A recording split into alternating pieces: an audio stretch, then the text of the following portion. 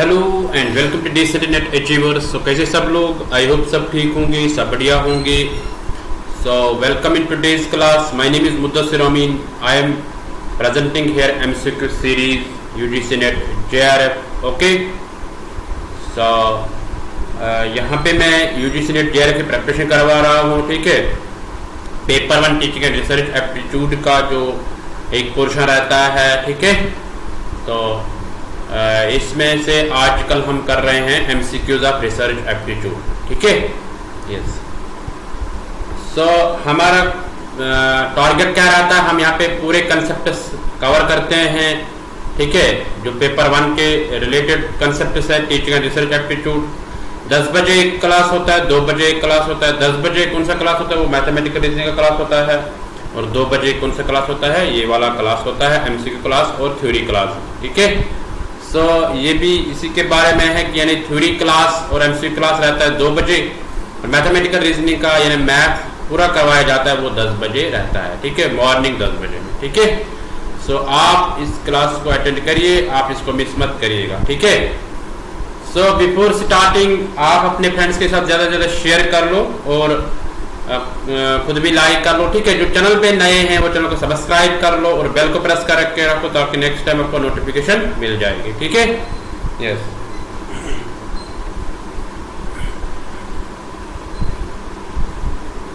सो आप अपने फ्रेंड्स के साथ शेयर कर लो जितना हो सके। वेलकम, जितना हो सके आप शेयर करो। ठीक है, यस। थोड़ा सा रुकते हैं। सो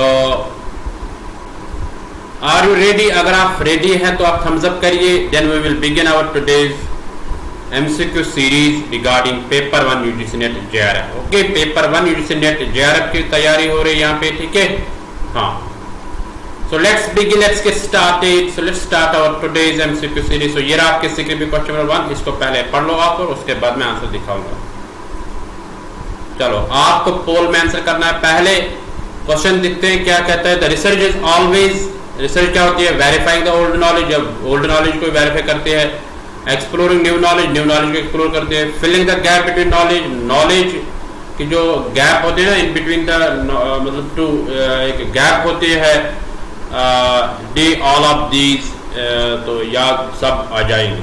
आपके पास टाइम है, आपको पोल में आंसर करना है, आप आंसर करिए। देखो, अगर पोल नहीं आ जाएगा तो आपको ऐसे आंसर करना। ठीक है, आप ऐसे भी आंसर कर सकते हैं क्योंकि कभी कभार नेटवर्क इशू रहता है, पोल नहीं जाता है। ठीक है, यस। वेरी गुड, बहुत अच्छा।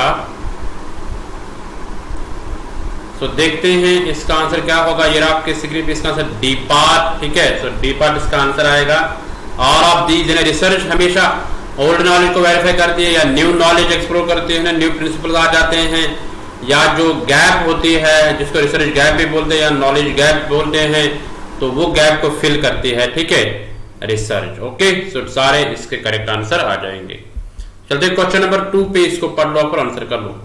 The research that applies the laws at the time of field study to draw more and more clear ideas about the problem is, यानी वो रिसर्च जो हम अप्लाई करते हैं ना, जिसके लॉज हम अप्लाई करते हैं फील्ड स्टडी में, ताकि हमें ज्यादा से ज्यादा आइडियाज निकल के आए। किसके रिलेटेड? प्रॉब्लम के रिलेटेड। तो उसको क्या बोलते हैं? Applied research, B action research, C experimental research, D है नन ऑफ दीज। सब आंसर कर लो। वेरी गुड,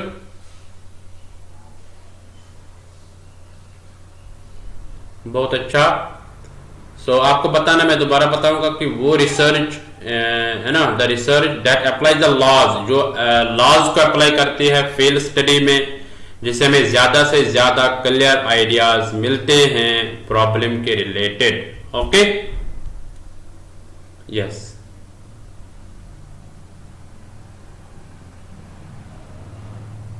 चलो देखते हैं इसका आंसर क्या होगा। ये आपके स्क्रीन पे इसका answer A part is the correct answer. Applied research इसको कहते हैं। ठीक है, हाँ। सो चलते हैं, अप्लाइड रिसर्च में हम अप्लाई लॉज करते हैं। ठीक है, प्रिंसिपल्स, न्यू नॉलेज, जो भी नॉलेज होगी, फंडामेंटल नॉलेज, वो हम अप्लाई करते हैं इसमें। ठीक है, तो चलते हैं क्वेश्चन नंबर 3 पे, इसको पढ़ लो और आंसर कर लो। When a research problem is related to heterogeneous population, जब heterogeneous population होगी यानी डिफरेंट तरह के पॉपुलेशन होगी। The most suitable sampling method is, यानी सुटेबल मेथड सैंपलिंग मेथड का कौन सा मतलब उसमें हम यूज कर सकते हैं, ठीक है। A cluster sampling, B stratified sampling, C convenient sampling, D है लॉटरी मेथड। सब आंसर कर लो, वेरी गुड, बहुत अच्छा, तुरंत आंसर करिए। यानी वो रिसर्च प्रॉब्लम जिसमें पॉपुलेशन जो होगी वो हेटेरोजेनस होगी। हेटेरोजेनस मतलब डिफरेंट तरह के, फॉर एग्जांपल उसमें टीचर्स भी होंगे, पेरेंट्स भी होंगे, स्टूडेंट्स भी होंगे, है ना, कम्युनिटी के कुछ मेंबर्स होंगे, वो हमारा पॉपुलेशन पूरी बनते हैं। हेटेरोजेनस मतलब डिफरेंट, उसमें अलग अलग कैरेक्टरिस्टिक होंगे, हर एक में अलग अलग कैरेक्टरिस्टिक्स होंगे, that is heterogeneous population. Okay, तो देखते हैं इसका आंसर क्या होगा। ये आपके इसका answer B part. B part क्या है? Stratified sampling. स्ट्रैटिफाइड सैंपलिंग उसको बोलते हैं, ठीक है। उसमें उस वक्त हम इसमें स्ट्रैटिफाइड सैंपलिंग हम यूज कर सकते हैं, ठीक है। स्ट्रेटास में हम लेते हैं, ठीक है, अलग अलग स्ट्रेटा हम लेते हैं उसके लिए, ठीक है, जो हेटेरोजेनस पॉपुलेशन होती है। तो I hope you got it. चलते क्वेश्चन नंबर 4 पे, इसको पढ़ लो, पर आंसर कर लो। The process not needed in experimental research is, यानी वो प्रोसेस जो एक्सपेरिमेंट रिसर्च में जरूरत नहीं होती है, वो कौन सी होती है? ए ऑब्जर्वेशन, बी मैनिपुलेशन और एप्लीकेशन, सी कंट्रोलिंग, डी रेफरेंस कलेक्शन। सब आंसर कर लो, वेरी गुड, बहुत अच्छा। देखो पोल आता है, उसमें आप आंसर करिए, ठीक है।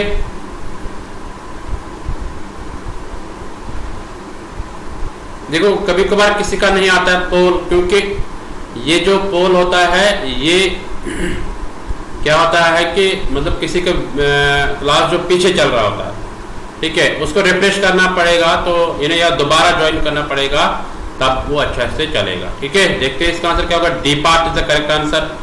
सो रेफरेंस कलेक्शन जो है ये एक्सपेरिमेंटल रिसर्च में नहीं जरूरी है। ऑब्जर्वेशन भी जरूरी है, मैनिपुलेशन एप्लीकेशन जरूरी है, कंट्रोलिंग भी जरूरी है, रेफरेंस कलेक्शन जरूरी नहीं होती है, ठीक है। So I hope you got it about this. तो चलते क्वेश्चन नंबर 5 पे, इसको पढ़ लो, आंसर कर लो। Research problem is not feasible only when, यानी रिसर्च प्रॉब्लम कब फिजिबल नहीं हो सकती है? इट इज रिसर्चेबल, ये रिसर्चेबल होगी, इस पे रिसर्च कर सकते हैं।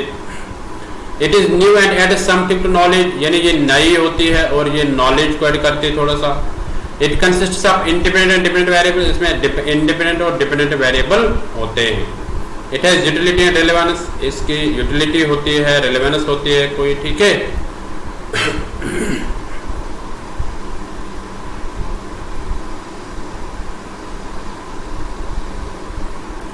चलो सब आंसर कर लो, सबों का आंसर आना चाहिए। यूटिलिटी में प्रैक्टिकलिटी होती है, ठीक है। आपको मैं इसमें से 20 सेकंड देता हूं, इस 30 सेकंड जो टाइमर चल रहा है इसमें से 20 सेकंड मैं आपको देता हूं, आप आंसर करिए। चलो वो 20 सेकंड भी खत्म हो गए हैं, देखते हैं इसका आंसर क्या होगा। C part is the correct answer, है ना। It consist of independent variable, यानी रिसर्च प्रॉब्लम तब फिजिबल नहीं हो सकती है ना, जब उसमें डिपेंडेंट और इंडिपेंडेंट वेरिएबल हो सकते हैं। चलो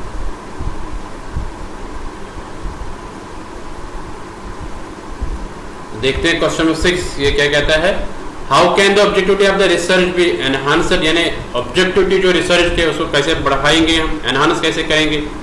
ए थ्रू इट इज इम्पार्शलिटी के जरिए, B through it is reliability के जरिए, C through it is validity के जरिए, डी ऑल ऑफ दीज। आपके पास 30 सेकंड है, आप आंसर कर लो सब। बहुत अच्छा, तुरंत आंसर करिए आप, वेरी गुड। देखो यहाँ पे क्वेश्चन को देखो, पहले ऑब्जेक्टिविटी जो रिसर्च के उसकी कैसे हम एनहांस कर लेंगे।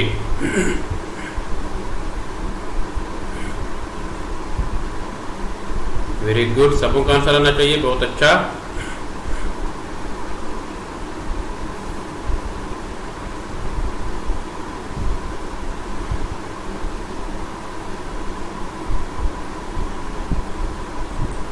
तो देखते हैं इसका आंसर क्या होगा। D part is the correct, all of these, यानी सबों से हम ऑब्जेक्टिविटी जो रिसर्च में होती है उसको एनहांस कर सकते हैं। यानी इम्पार्शलिटी से हम इम्पार्शल नहीं रहना चाहिए, ठीक है। इम्पार्शल मीन्स कि जब डेटा कलेक्शन करना होगा, है ना, तो उस वक्त हमें कोई बायसेस नहीं दिखानी होगी, हमें चूज करना होगा कोई फेवरेट जो होगे वो हमें टूल को भर के दे देंगे, ये नहीं रहना चाहिए। रिलायबिलिटी मतलब ट्रस्टवर्दी डेटा होना चाहिए, वैलिड होना चाहिए, ठीक है। तो ये सारे इन सबों से हम ऑब्जेक्टिविटी को बढ़ा सकते हैं। जल्दी क्वेश्चन नंबर 7 पे इसको पढ़ लो, आंसर कर लो। Action research is action research क्या होती है? क्या अप्लाइड रिसर्च होती है? Research carried out to solve immediate problems को सॉल्व करने के लिए जो रिसर्च होती है। लॉन्गिट्यूडनल रिसर्च होती है। ऑल द वे सारे आंसर आ जाएंगे। आप बताओ आंसर क्या आएगा।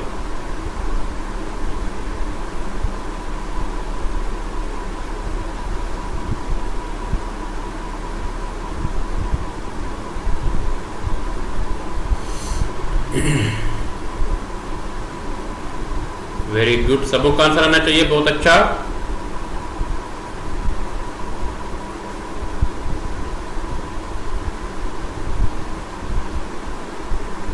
तो देखते हैं इसका आंसर क्या होगा। थोड़ा सा मैं और 5-10 सेकंड देता हूं इनमें से। एक्शन रिसर्च क्या होती है ये बताना आपको। तो देखते हैं इसका आंसर क्या होगा। B part is the correct answer. B part क्या है? Applied research. Action research applied research ही होती है, ठीक है।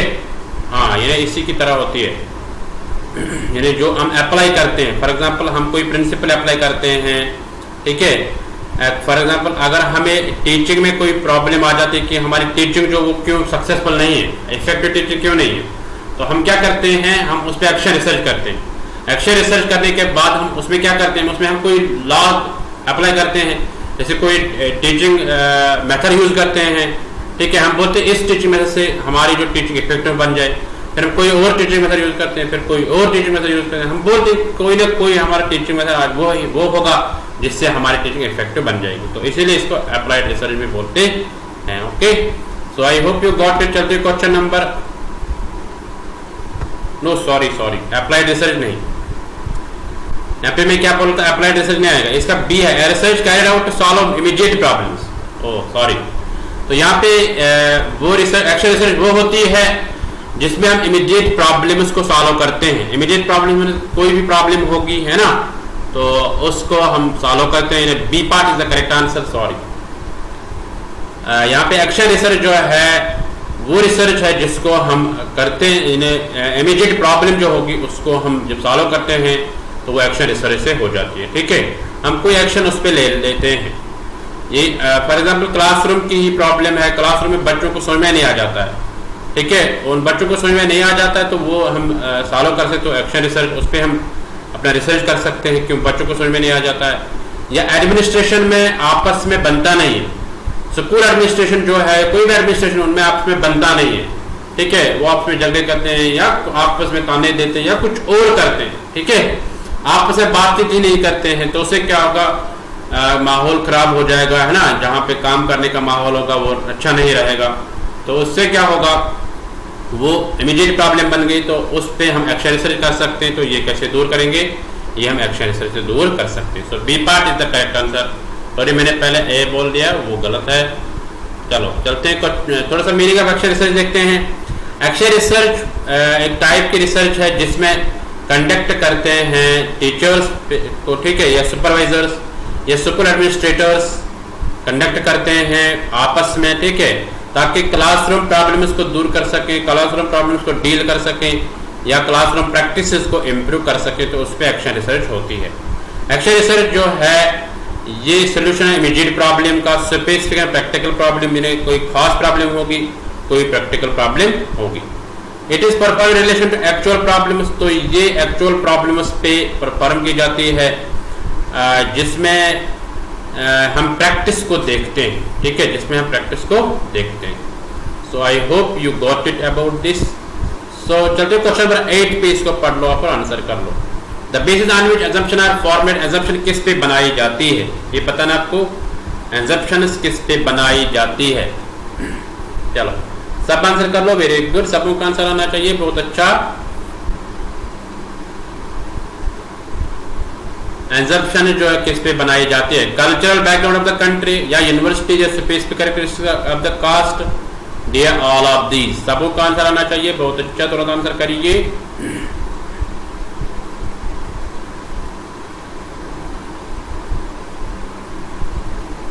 Very good.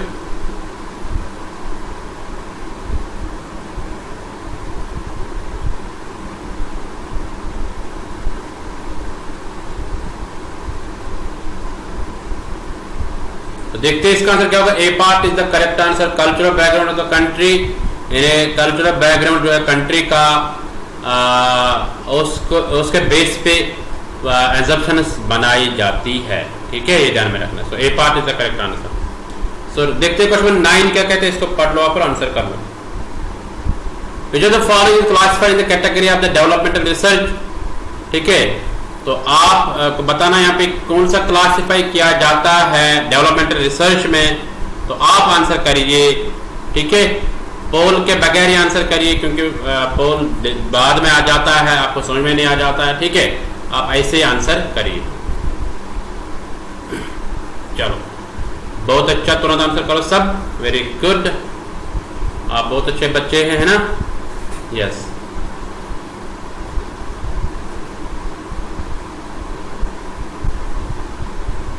Which of the following classified in the category of the developmental research.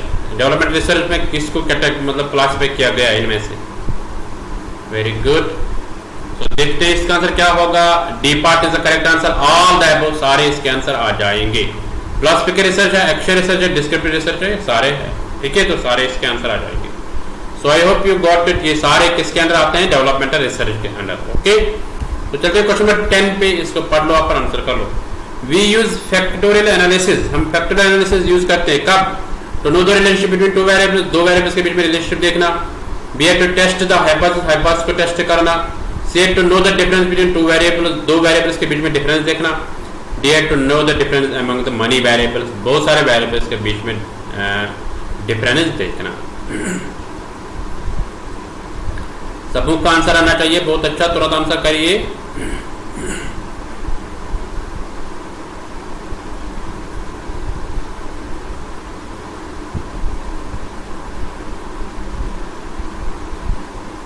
Very good.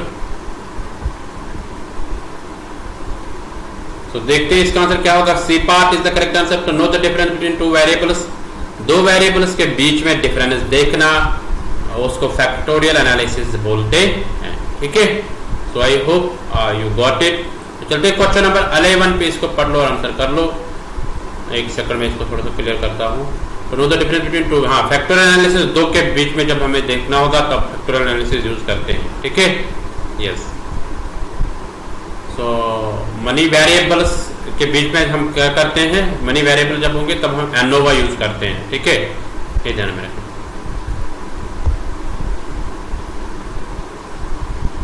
Relationship अगर देखनी होगी आपस में, रिलेशनशिप कोरिलेशन भी यूज कर सकते हैं, ठीक है। मीन डिफरेंस देखना होगा तो अब हम यूज करते हैं टी टेस्ट। चलते क्वेश्चन नंबर 11 पे, इसको पढ़ लो और आंसर कर लो। नल हाइपोथेसिस, नल हाइपोथेसिस क्या होती है, ठीक है। When there is no difference between the variables, कोई डिफरेंस जब वेरिएबल्स में नहीं होगी तब हम नल हाइपोथेसिस यूज करते हैं। B at the same as research hypothesis, same research hypothesis होती है। C subjective in nature, subjective nature होती है। When there is difference between the variable, जब डिफरेंस होते हैं वेरिएबल्स के बीच में, ठीक है। आप सब आंसर करेंगे। Very good. नल हाइपोथेसिस क्या होती है ये बताना आपको, मैंने बहुत बार आपको बताया है, आप बता दीजिए, ठीक है। सब बताइए नल हाइपोथेसिस जो होती है वो क्या होती है। देखते हैं इसका आंसर क्या होगा। A part is the correct when there is no difference between the variables, जब कोई मतलब डिफरेंस नहीं होगी एग्जिस्ट वेरिएबल्स के बीच में तब उसको नल हाइपोथेसिस कहा जाता है, ठीक है। सो देखते हैं क्वेश्चन नंबर, थोड़ा सा देखते हैं इसके बारे में। नल हाइपोथेसिस मींस यानी नो डिफरेंस, या क्या पहले हम अगर पहले स्टेप देखेंगे नल हाइपोथेसिस में व्हाट इज हैपनिंग, क्या हो रहा है, एब्सोल्युटली नथिंग, कुछ नहीं हो रहा है। नो डिफरेंस, कोई डिफरेंस नहीं है। नो चेंज, कोई चेंज ही नहीं है। नो इफेक्ट, कोई इफेक्ट नहीं है। That is null hypothesis. Result आता है नो चेंज नो इफेक्ट, ये रिजल्ट्स आ जाते हैं। पहले अगर हमें एज्यूम करना होगा, एजम्पशन हम करते हैं एब्सोल्युटली नथिंग या no difference. Types of hypothesis दो तरह के होते हैं, एक तो नल हाइपोथेसिस, दूसरे अल्टरनेटिव हाइपोथेसिस। नल हाइपोथेसिस होती है कि कोई डिफरेंस नहीं होते एग्जिस्ट बिटवीन द मतलब टू वेरिएबल्स, जो दो वेरिएबल्स होंगे उनके बीच में कोई डिफरेंस नहीं होती है। अल्टरनेटिव हाइपोथेसिस क्या होती है? और नल हाइपोथेसिस में लॉजिकल अपोजिट, मतलब ये अपोजिट है नल हाइपोथेसिस का अल्टरनेटिव हाइपोथेसिस, क्योंकि नल हाइपोथेसिस में कोई डिफरेंस नहीं होती है। अल्टरनेटिव हाइपोथेसिस में हम बोलते हैं कुछ डिफरेंस एग्जिस्ट है, कुछ डिफरेंस होती है, ठीक है।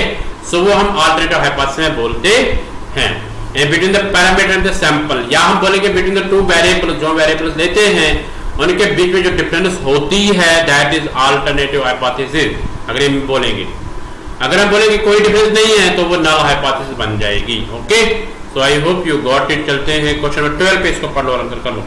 The research is exploring new facts to the study of the past is called, तो वो रिसर्च जो एक्सप्लोर करते हैं नए नए फैक्ट्स को through the study of the past, past को जान के, तो उसको क्या बोलते हैं?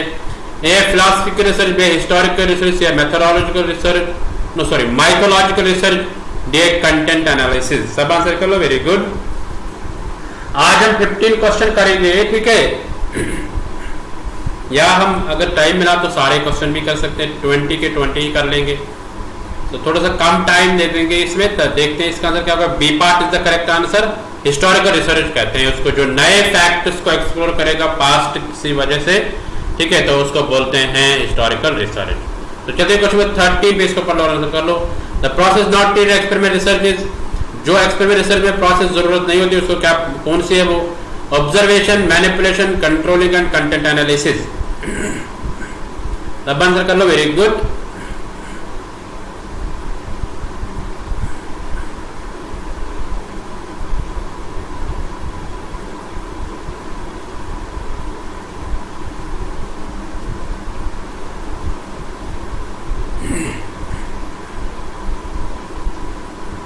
बहुत अच्छा। तो देखते हैं इसका आंसर क्या होगा। D part is the correct answer, content analysis, यानी वो प्रोसेस जो हमें जरूरत होती है एक्सपेरिमेंट रिसर्च के रिलेटेड, तो उसको कंटेंट एनालिसिस बोलते हैं, ठीक है। तो I hope you got it. चलते क्वेश्चन नंबर 14 पे, इसको पढ़ लो और कर लो। Which correlation coefficient best explains the relationship between creativity and intelligence, यानी परफेक्ट कोरिलेशन कोएफिशिएंट कौन सा दिखाता है बिटवीन क्रिएटिविटी एंड इंटेलिजेंस, यानी वो रिलेशनशिप जो परफेक्ट रिलेशनशिप दिखाती है, ठीक है, वो कौन सा वैल्यू है, वो कौन सा दिखाता है बिटवीन क्रिएटिविटी एंड इंटेलिजेंस। आप आंसर करिए, आपके पास टाइम है। बहुत अच्छा। देखो इजी क्वेश्चन है, ज्यादा डिफिकल्ट क्वेश्चन नहीं है, ठीक है। देखते हैं इसका आंसर क्या होगा। A part is the correct 1। जब 1 होगा तो वो परफेक्ट कोरिलेशन मानी जाते हैं, रिलेशनशिप मानी जाती है बिटवीन द टू वेरिएबल्स। जैसे यहाँ पे क्रिएटिविटी एंड इंटेलिजेंस के बीच में दिखाना था हमें best, best means what, perfect, that is 1, ठीक है। थोड़ा सा देखते हैं इसके बारे में। ये है रेंज ऑफ और रिलेशनशिप। अगर -1 होगा वेरी स्ट्रांग कोरिलेशन मानी जाती है, बट नेगेटिव कोरिलेशन, ठीक है। इस तरह -0.8 वो भी स्ट्रांग है, -0.6 मॉडरेट कोरिलेशन है, -0.4 वीक कोरिलेशन है, 0 अगर तो नेग्लिजिबल और नो। अगर आपको दिखाई नहीं दे रहा, आप पीडीएफ ले लो, वहां से भी आपको मिल जाएगा, ठीक है। 0 मीन्स नेग्लिजिबल और no correlation, 0.2 means weak correlation, 0.4 means moderate correlation, 0.6 to 0.8 strong correlation, 0.8 to 1 होता है वेरी स्ट्रॉन्ग कोरिलेशन, ओके। तो 0.8 to 1 क्या होता है, वेरी स्ट्रॉन्ग कोरिलेशन। यहां से भी होते हैं वेरी स्ट्रॉन्ग, मगर 0.8 to -1, इस तरह -0.6 to -0.8 होते हैं स्ट्रॉन्ग कोरिलेशन।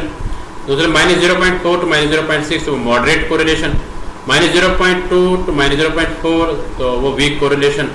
अब अगर यहाँ पे क्वेश्चन अगर 0.2 होगा तो वो भी वीक कोरिलेशन मानी जाएगी।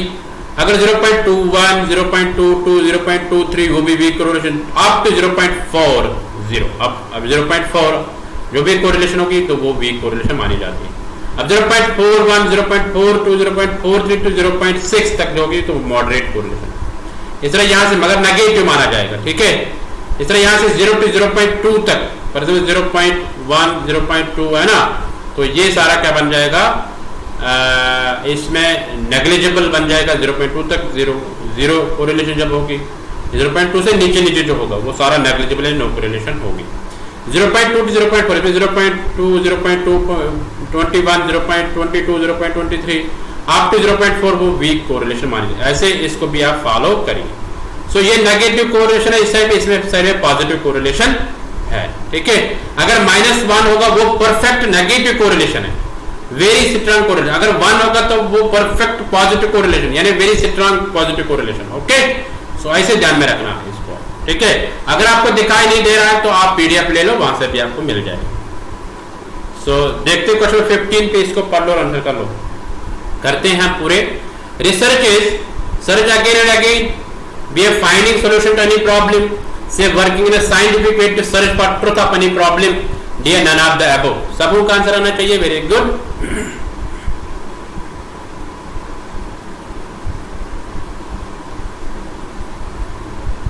रिसर्च क्या है वो बताना है आपको।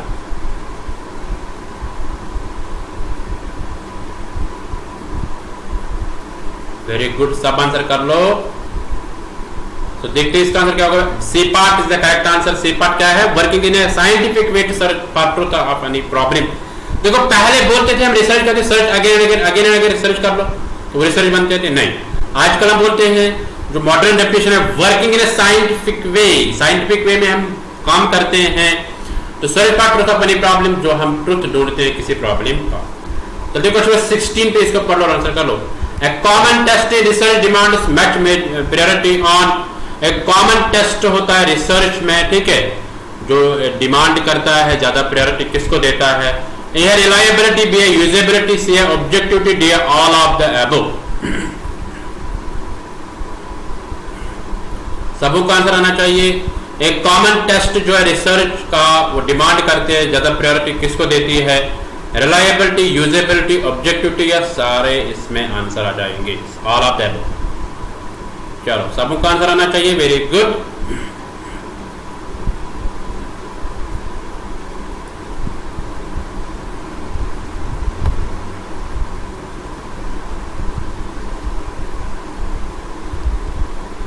D part is the correct answer, यानी डी पार्ट जो है ऑल ऑफ दैट वो ये सारे इसके आंसर आ जाएंगे, reliability, usability, objectivity. Okay, so I hope you got it. चलते क्वेश्चन 17 पे, इसको पढ़ लो और आंसर कर लो। If a researcher conducts a research on finding out which administrative style contribute more to institutional effectiveness, this will be an example of. यानी एक रिसर्चर अगर कंडक्ट करता है एक रिसर्च को जिसमें वो देखता है कि कौन सा एडमिनिस्ट्रेटिव स्टाइल इंस्टीट्यूशनल इफेक्टिवनेस पे ज्यादा अच्छा रहेगा, कौन सा एडमिनिस्ट्रेटिव स्टाइल हम यूज करेंगे जिससे इंस्टीट्यूशन में इफेक्टिवनेस आ जाए, यानी काम पे काम अच्छा हो जाए। तो ये किसकी एग्जांपल है? Basic research, action research, applied research, या नन ऑफ द अबव। आप सबों का आंसर आना चाहिए, वेरी गुड। कम टाइम ही ले लेंगे, ज्यादा टाइम नहीं ले लेंगे। आप अगर ज्यादा टाइम ले लेंगे तो बहुत प्रॉब्लम होती है फिर, ठीक है, क्योंकि इन क्वेश्चन में ज्यादा टाइम नहीं लेना चाहिए, ठीक है। क्वेश्चन समझ में आ गया? आंसर करो, ठीक है। तो देखते हैं इसका आंसर क्या होगा। C part is the correct answer, applied research इसको बोलते हैं, क्योंकि हमने क्या देखना है कि एडमिनिस्ट्रेटिव स्टाइल को हमें देखना है कि कोई इंस्टीट्यूशन है, कोई कॉलेज है, कोई यूनिवर्सिटी है, या कोई स्कूल है, उसमें भी देखना कि कौन सा एडमिनिस्ट्रेटिव स्टाइल अच्छा रहेगा जिससे वहां पे अच्छे रिजल्ट आ जाएंगे, ठीक है। चाहे काम करने में, चाहे एकेडमिक परफॉर्मेंस में, चाहे कोई भी को करिकुलर एक्टिविटीज होगी, सबों में क्या होगा? अच्छा इफेक्टिवनेस आ जाएगा, अच्छा रिजल्ट आ जाएगा। चलते क्वेश्चन नंबर 18 पे। तो इसका आंसर क्या था? सी पार्ट है ना, अप्लाइड रिसर्च। नॉर्मल प्रोबेबिलिटी करो, शुड बी नॉर्मल प्रोबेबिलिटी क्या करो जो होगी वो क्या होनी चाहिए? पॉजिटिवली सिक्योर होनी चाहिए, नेगेटिवली सिक्योर, लेप्टोकॉर्टिक होनी चाहिए, या जीरो सिक्योर होनी चाहिए। सबों का आंसर आना चाहिए, वेरी गुड, बहुत अच्छा।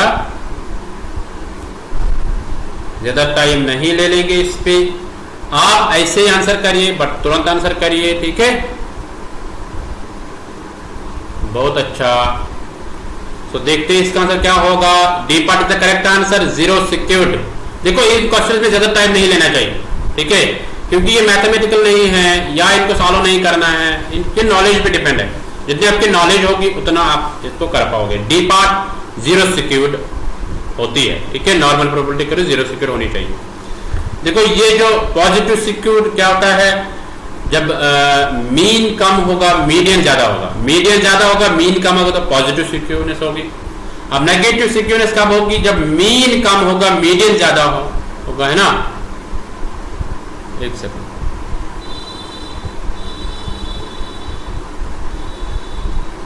मीन ज्यादा जब होगा मीडियन कम होगा तब नेगेटिव सिक्योरनेस आ जाएगी। अगर दोनों बराबर आ जाएंगे यानी मोड, मीडियन और मीन ये तीनों एक ही पे आ जाएंगे, ठीक है, तो तब हम इसको सिमेट्रिकल डिस्ट्रीब्यूशन बोलते हैं या जीरो सिक्योर बोलते हैं, ठीक है। इनका मीन सब मतलब एक ही वैल्यू रहेगा, ठीक है, सेम पे आ जाएंगे, ठीक है, ये ध्यान में रखना। जब मीडियन ज्यादा होगा मीन कम होगा तब पॉजिटिवली सिक्योर बोलेंगे, जब मीडियन कम होगा मीन ज्यादा होगा तब उसको नेगेटिवली सिक्योर बोलते हैं, ठीक है। So I hope you got it about this. So चलते हैं क्वेश्चन नंबर 19 पे, इसको पढ़ लो, आंसर कर लो। अगर समझ में नहीं आ गया है तो मैं दोबारा इस पे क्वेश्चन लेता हूँ, कोई बात नहीं, ठीक है, आप इस पे फोकस करिए। Which are the following variables cannot be expressed in quantitative terms. Quantitative terms में कौन सा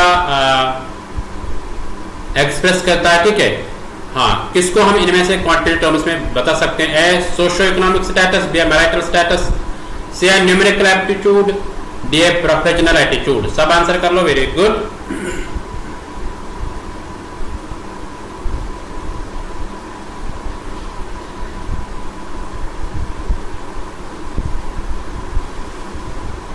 अगर कभी क्लास नहीं होगा तो दैट मीन्स बिजी शेड्यूल चल रहा है आजकल, थोड़ा सा मुझे काम है, ठीक है। अगर क्लास नहीं होगा तो कोई बात नहीं, आप चिंता करने की जरूरत नहीं है, मुझे टाइम मिलेगा अच्छे से, मैं आपके पूरे क्वेश्चन पूरे क्लासेस ले लूंगा, ठीक है।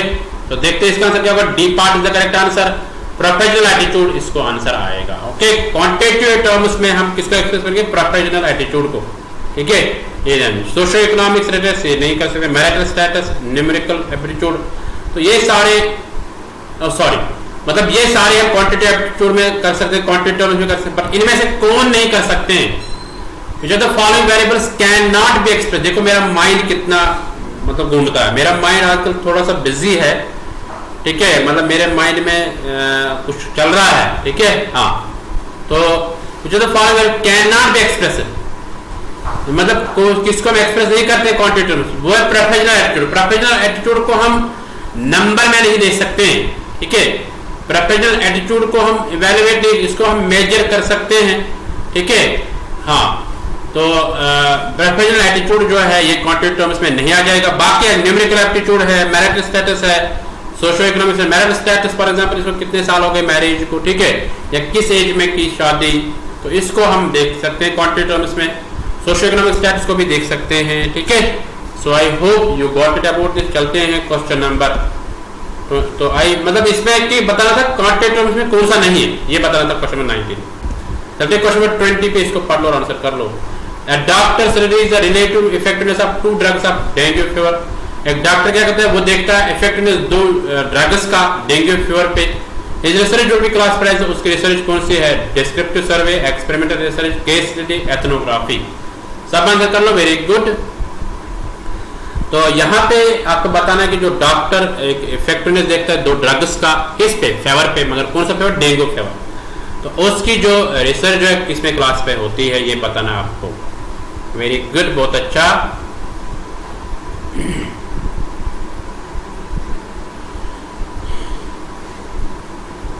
देखते हैं इसका आंसर क्या होगा। B part is the correct answer, experimental research में आ जाएगा वो, ठीक है, क्योंकि एक तरह का एक्सपेरिमेंट है, ठीक है, तो एक्सपेरिमेंटल स्टडी है, एक्सपेरिमेंटल रिसर्च कह देंगे, ओके।